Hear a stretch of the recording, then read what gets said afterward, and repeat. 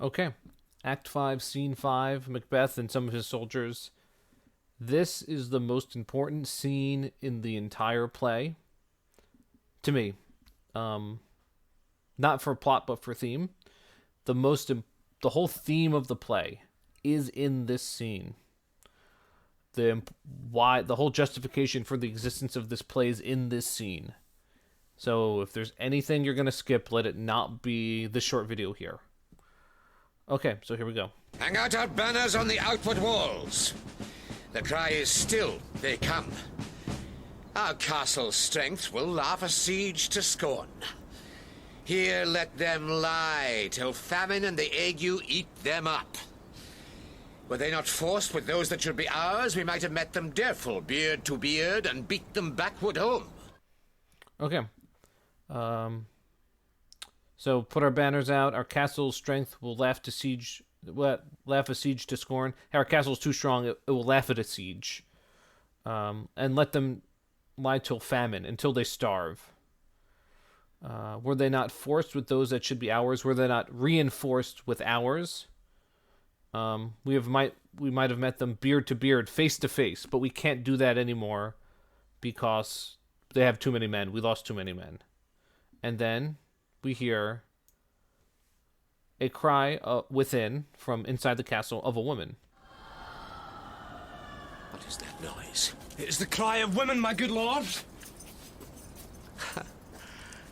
I'd almost forgot the taste of fears. The time has been my senses would have cooled to hear a night shriek, and my fell of hair would at a dismal treatise rouse and stir as life were in't. I have supped full with horrors. Darkness familiar to my slaughterous thoughts, cannot one start me. So that's one of the things I love about Macbeth. Macbeth knows who he is. He has no delusions that he's a good person or a moral person or he's the hero. He doesn't think that he should be king and Malcolm shouldn't. No, he has no delusions. So here's a moment where he just reveals how much he understands himself. I've almost forgot the taste of fears. So, he heard a woman scream, and it kind of shocked him. Whew, I almost forgot what it was like to be scared. There's been a time... The time has been my senses would have cooled to hear a night shriek. So I would have been scared if I heard something at night. But I have supped full with horrors. I have eaten with horror.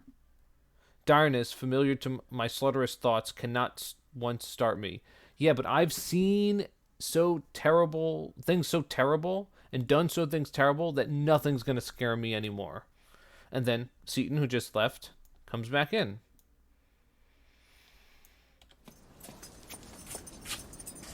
Wherefore was that cry? The queen, my lord, is dead. Okay, so we have to stop here. Wherefore was that cry? Why was that cry? Why did someone cry? Seaton says, the queen, my lord, is dead. Lady Macbeth is dead. Most people agree that she jumped off of the wall of the castle, or off a high wall. She jumped and committed suicide. She could not live with herself and the terrible things that she had done. Okay. Now, this is called the Tomorrow and Tomorrow and Tomorrow speech. This is one of the most famous things ever written by Shakespeare. Top 10, top 5. It's not just it's famous, it's unbelievably powerful. The whole theme of the play to me, not just the whole theme of the play, the whole theme of what it means to be human is right here in these 10 lines or so. So I will let them play, and then I'll talk about them line by line, because I have to. Because the whole importance, not just of the play, of Shakespeare's works, are in these lines. So if there's anything you remember from this play, let it be these 10 lines. So here we go. She should have died hereafter. There would have been a time for such a word. Tomorrow, and tomorrow, and tomorrow creeps in this petty pace from day to day to the last syllable of recorded time. And all our yesterdays have lighted fools the way to dusty death. Out, brief candle. Life's but a walking shadow, a poor player that struts and frets his hour upon the stage and then is heard no more. It is a tale told by an idiot, full of sound and fury, signifying nothing. So, let me let that sink in for a second, and then I'll talk about it. Okay. She should have died hereafter. She should have died after this. There would have been a time for such a word. There would have been a time for mourning, but I don't have time to mourn. I don't even have time to mourn for my own wife. Tomorrow and tomorrow and tomorrow. That's the future. Creeps in this petty pace from day to day to the last syllable of recorded time. So, time goes on, time creeps on at this petty, insignificant pace. Days are a human invention. To the last syllable, the last sound of recorded time. So, this slow pace of day to day till the end of time. That's what we have. But also, remember, he doesn't think he can be killed, so he might have to live forever. All right, let's continue. And all our yesterdays have lighted fools, the way to dusty death. So yesterday, the past, what does the past do? It says lighted fools. It has provided light for fools, people, humans. And where did it provide the light for the fools to go? To dusty death. Out brief candle. So this could mean two things. Out brief candle, the light that's guiding the fools.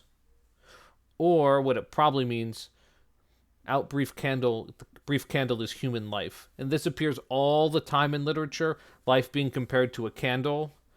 Candle in the Wind, that's a famous song. Like candle at both ends, or you've heard like candle like burned twice as bright, but like half as long. And there's a ton of idioms about cliches about candles.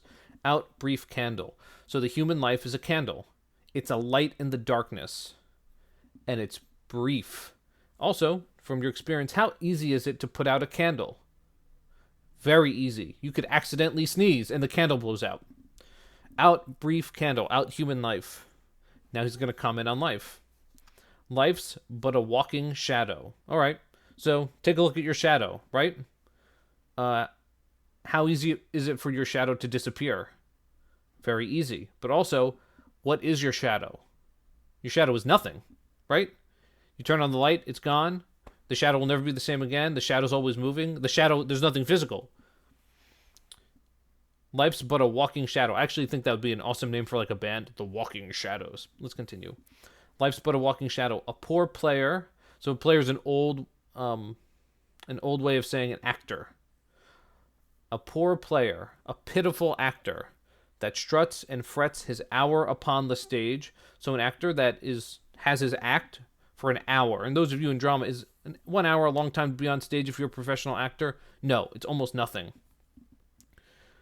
It is an actor. So life isn't even authentic. It's acting. It's pretend. Just like shadows are not authentic. They're not you. They're they're a inauthentic version of you. Just like acting is inauthentic. Life isn't even legitimate and real. Struts and frets his hour upon the stage, and then is heard no more. So you're an actor. You're not even a real person. You're an actor on this earth thing. You get 1 hour, then it's over. And that story that you're acting out, that all humans are acting out, it is a tale told by an idiot. Your story is a tale told by an idiot. And who tells the story of man? Yes, humans do. Who tells the human story? God. God is the idiot. God made us in his image, and look at us. He is the idiot. And this story that God tells about us, because, everything is ordained and ordered and divine right of kings and great chain of being. This story that God tells, that God has set up, is full of sound and fury, is loud, is violent, is angry, it's flashy, has good special effects. But it signifies nothing. it's meaningless. It has no meaning. This human life that maybe God set up, it's brief, it's inauthentic, it's meaningless. Life is meaningless. None of this matters. Okay. None of this matters. And this is the bad guy speaking. So this is what Shakespeare's telling us. All of this here, even though it's very deep and profound, he's wrong. Macbeth is the bad guy. He's the murderer. He's the evil one. He's become what we call nihilistic. Nihilism is the belief that life has no meaning. Macbeth does this fake earlier in the play after Duncan is revealed to be dead. He's doing it legitimately now. He's saying, well, none of this matters. Well, let's look. If you're a terrible person that has done terrible things, I murdered people, I murdered more people, my wife just committed suicide because she couldn't live with the things that we did, what is the easy defense for that? None of this matters. Yeah, that's like what criminals say when they rob a bank or they murder. Oh, none of this really matters anyway, whatever. That's what kids do when they fail a test. Oh, none of this matters anyway. He's doing the same thing here, and he's the bad guy. He's wrong. Okay. So let's make this idea big. I think when you read Shakespeare, enough Shakespeare, he's trying to tell us two universal things about the human condition, what it means to be human. One, and this comes right from Romeo and Juliet. As long as there's life, there's hope. Let me repeat that. As long as there's life, there's hope. As long as you're here and you're breathing and you have consciousness and you have control of yourself, there's hope for you to have a better future. The nurse in Romeo and Juliet says this, death's the end of all, and she's right. So things we're supposed to learn from Shakespeare. One, as long as there's hope. And here's the number two. The number two is human life is important. Human life matters. Macbeth has done this very good argument about why life doesn't matter, and he's wrong. He's the bad guy. Let's take this idea and let's make it big. Okay. What's the meaning of life? We have to talk about that. What's the point of life? Let me ask you, what's the point of the sun, of the moon, of Jupiter, of the universe, of the Milky Way galaxy? Let's assume that there's no creator. Let's just assume it's Big Bang Theory, evolution, and us. What's the meaning then? Nothing. The sun doesn't know that it's there. The sun is just burning. The sun doesn't care that we're here standing in the sunlight. The sun doesn't care. It's going to keep doing that whether or not we were here. None of those things have meaning. But we give things meaning. I was listening to a particle physicist say, does he believe that there's life on other planets? And he says, when you say that, you mean like people, things like us, that have history and love and hate and philosophy and can invent and think and write. You mean beings like us? He's like, do I think that there's organisms out there, like single-celled things floating on an ocean? Yeah, of course. But do I think there's beings like us that can think? He's, maybe one or two per galaxy. And we're it. So, where does meaning come from? Meaning does not, Shakespeare is saying, because Macbeth is wrong, meaning does not come from outside. Meaning comes from within.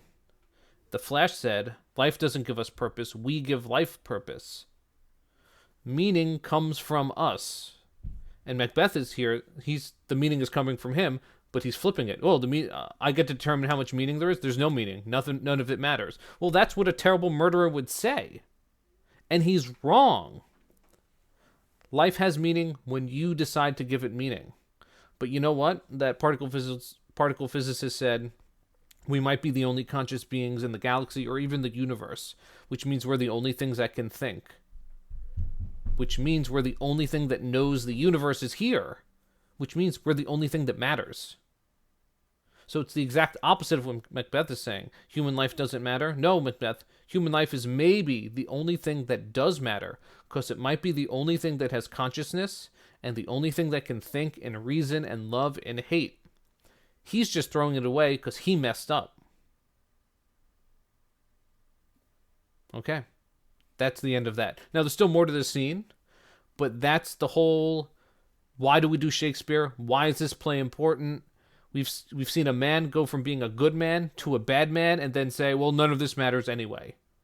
Instead of owning up for his actions, maybe repenting for his sins. Nope, none of it matters. I can't face the terrible things that I've done. I can't make up for them.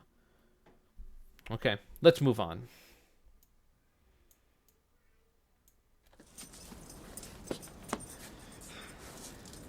Thou comes to use thy tongue, thy story quickly. Gracious my lord, I should report that which I say I saw, but know not how to do it. Well, say so. As I did stand my watch upon the hill, I looked toward Burnham, and anon methought the wood began to move. Liar and slave. So I thought the forest was moving. Let me endure your wrath if it be not so. Within this 3 mile may you see it coming. I say a moving grove. You're going to see it coming within 3 miles, like a moving grove, a moving forest. And then Macbeth is like, oh man, they got me. If thou speakst false, upon the next tree shalt thou hang alive till famine cling thee. If you're lying, I'm going to, sentence you to death. If thy speech be sooth, I care not, thou dost for me as much. And if it's true, what do I care? I pull in resolution and begin to doubt the equivocation of the fiend that lies like truth. Fear not, till Burnham wood do come to Dunsinane, and now a wood comes toward Dunsinane. Arm and out. Yep, so this thing that wasn't supposed to happen or couldn't happen has just happened. If this which he avouches does appear, there is nor flying hence, nor tarrying here.